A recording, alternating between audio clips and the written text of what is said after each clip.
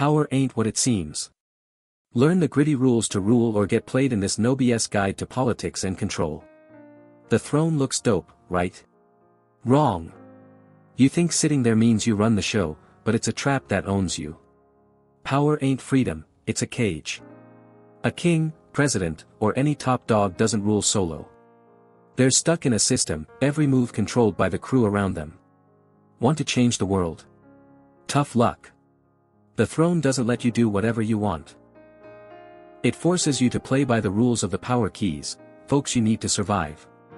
From afar, the throne shines like the American dream, but once you're up there, it's a gilded cage. Rulers aren't dumb, the system makes them act selfish and short-sighted to stay in the game. Ready to learn how to win this hustle? Buckle up, cause it's about to get realer than real. Nobody rules alone. Wanna hold power? You need your squad, the keys that keep you on top. These are the real MVPs.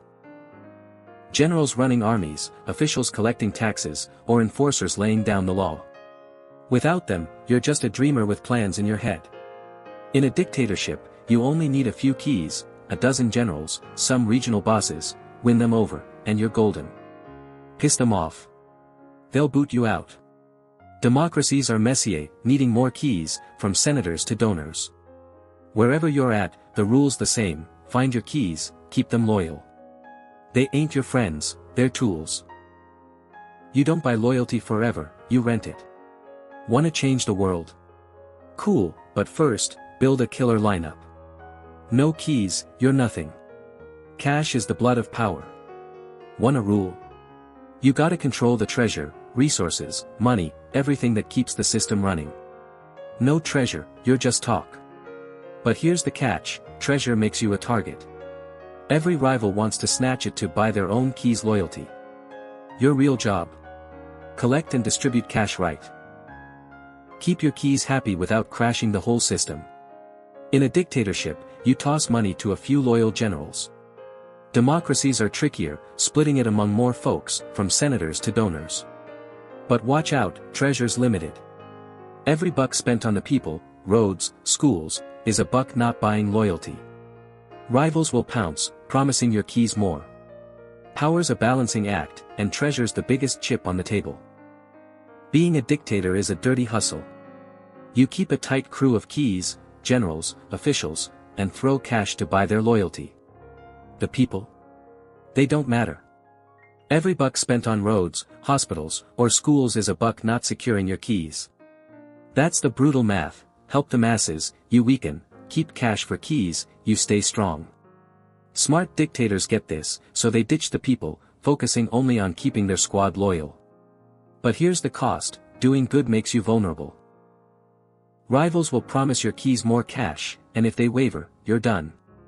So, you keep the treasure flowing to your keys, not the masses.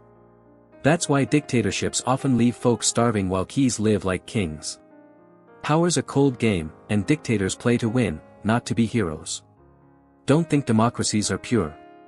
It's a power game, just with different rules. Leaders don't care about individuals, they target blocks of voters, farmers, seniors, business owners. Wanna win elections? Reward these blocks. Farm subsidies, tax breaks for the rich, or welfare for the poor, it's all about securing seats. Complex tax laws, messy regulations. Not an accident. They're how leaders pay back voting blocks to stay in power. If a bloc, like young folks, doesn't vote, they get ignored. No votes, no rewards. Democracy sounds nice, but at its core, it's about buying voter blocks to win. Good leaders know how to divvy up treasure to the right blocks, not do good for everyone. The game ain't clean, but it keeps the system running. Wanna play? You better know how the blocks roll. Wanna stay in power long?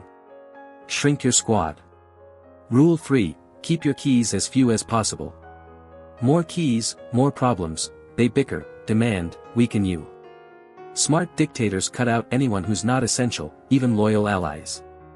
Post-coup, they purge folks who helped them win. Sounds brutal? It is. But keeping dead weight is like tossing cash to the masses, a waste. Old keys might be loyal, but if they're useless now, they're baggage. Ditch them to split the treasure among fewer, tighter loyalists. In democracies, it's similar, cut rivals by redrawing election lines, making it harder for them to win. Power's a cold game, fewer keys, more strength. Taxes tell the power story. Democracies tax low cause they need productive citizens. Dictators rob, taking cash straight from the poor. Dictators force farmers to sell cheap, then flip it for profit. Like crazy high taxes. Democracies take less, cause free, educated citizens make more wealth. Democratic leaders build schools, roads to boost productivity, making themselves and their keys richer, even with lower taxes. Dictators don't need productive folks, so they ditch them. Result? Starving, illiterate masses rarely rebel, they're too weak. But in mid-tier dictatorships, people get just enough to live, learn, and get pissed, making rebellion more likely. Still, the people don't topple kings, courts do when keys switch sides. Taxes and rebellion show, democracies are stabler, not cause leaders are saints, but cause their interests align with the people. Gold, oil, diamonds, natural wealth is a curse. Resource-rich countries are often the worst places to live. Why? Cause dictators don't need productive citizens. A gold mine can run on dying slaves and still spit out treasure. Oil's trickier, but foreign companies handle it, leaving locals out. When wealth comes from the ground, not people, dictators only need a few loyal keys, generals, cronies, to stay in power. The masses? They don't matter, so they're left starving, no schools, no hospitals. Dictators build roads from mines to ports, palaces to airports, and nobody blinks. Not cause folks are scared, but cause hunger and illiteracy don't make rebels. Resources feed keys, not people, creating the worst, most stable dictatorships cause no one can challenge them. Democracy versus dictatorship, who wins? Democracies thrive on productive citizens. Leaders build roads, schools so folks create more wealth, enriching themselves and their keys. Dictatorships? They just need a few loyal keys, the masses get ditched. Democracies are stabler, cause powers spread wide, making coups tough. Dictatorships can crumble if keys flip, but with resources like oil, they're rock solid. Democracies are better to live in, not cause leaders are angels, but cause their interests align with the people. The worst dictatorships happen when rulers only care for a few keys, leaving folks starving. But democracies ain't perfect, they still play the voting block game, rewarding strong groups.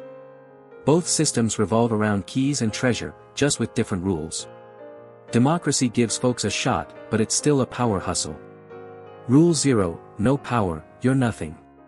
Wanna change the world? Take the throne, or someone else will. The power game's dirty, but you can't opt out.